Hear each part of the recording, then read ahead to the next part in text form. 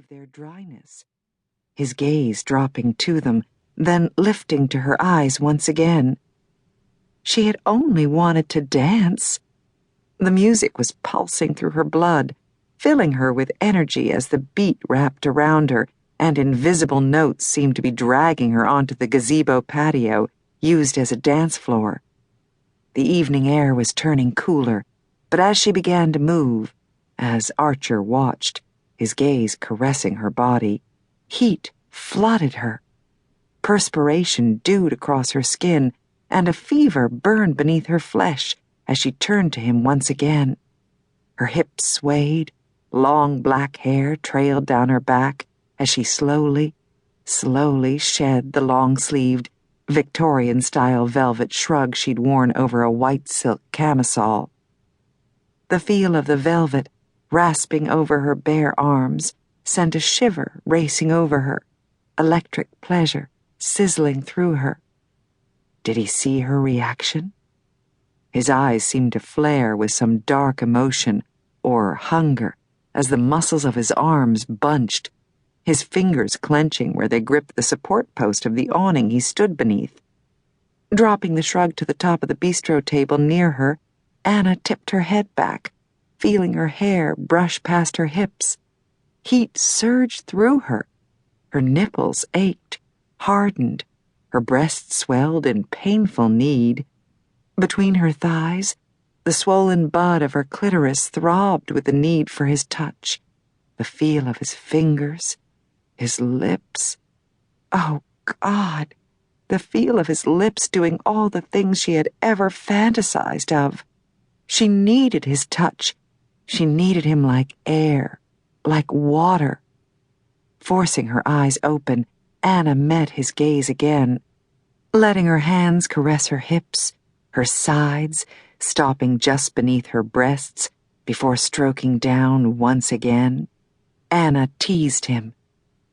Her hands reaching her thighs, she stopped, stroked back to her hips, then lifted her arms over her head and swayed, moving for him, her hips shifting and swaying.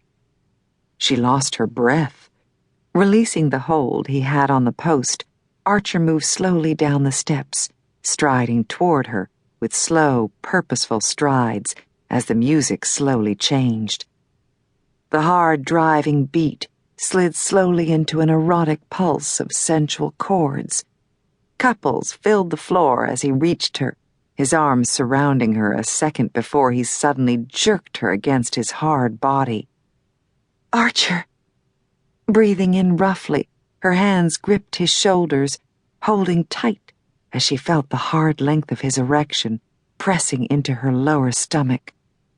Sensual heat swept through her, pounding, fiery sensations burned through her, weakening her knees and her womb before they struck at her clit with such pleasure that her breath caught and new heat flushed through her face. "You're teasing a very hungry man, sweetheart," he growled as he began to move, stroking against her, his arms holding her as she stared up at him, caught, held by the dark hunger in his gaze. "Or you're teasing a very hungry woman," she suggested breathlessly. "And I'm tired of waiting for you, Sheriff." His hands tightened at her hips as his dark gold eyes flared with open lust. "You could be asking for more than you can handle, Anna," he warned her. "I've wanted you for so long that I feel as though I've lived my entire life with this hunger, Archer. I don't think I've lived a day without burning for you." Such an admission could end up breaking her heart. And she didn't care. A broken heart could be a small price to pay for the chance, for just one night in the arms of the man who had held that heart forever.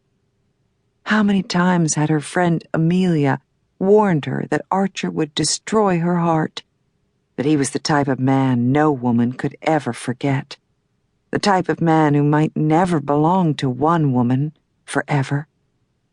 She'd suggested that perhaps Archer wasn't capable of loving anyone but the law.